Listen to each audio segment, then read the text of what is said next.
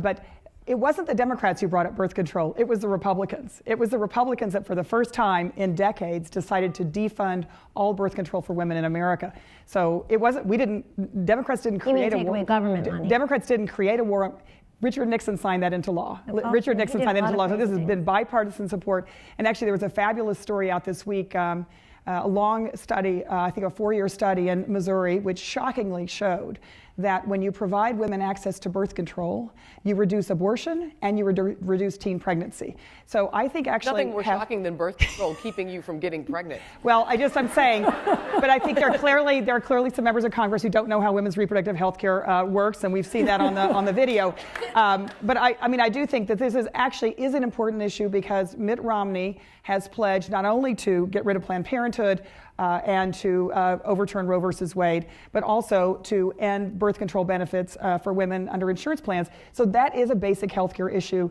It's not one that was falsely created by anybody. I think it's a basic healthcare issue. The concern about Roe clearly is that, I think Jeffrey Toobin was on the other evening on this. We're looking at a court where Ruth Bader Ginsburg has had health issues. I think very likely that there will be a new court justice next session. If Mitt Romney is elected president, I feel absolutely confident that he will appoint the justice that will be the deciding vote in overturning Roe versus Wade, which is a right that women have had in this country for 40 years. So you can say you agree with that position, but that literally is what's at stake.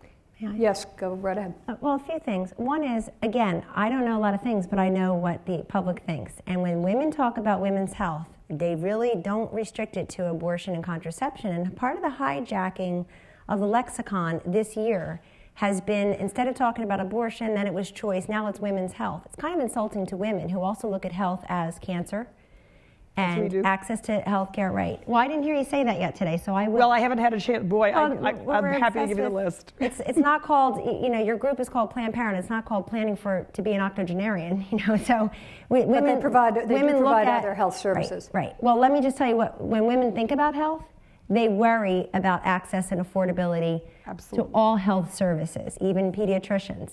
And women are the chief healthcare officers in this country.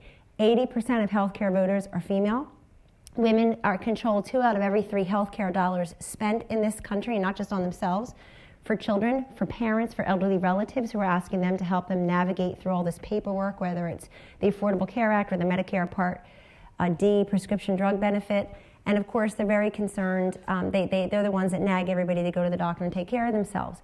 But as a serious point, women in this country care about these issues, but there's a huge difference between what is a staple of your weekly or monthly conversation and what is a motivator to you when you go into the ballot box.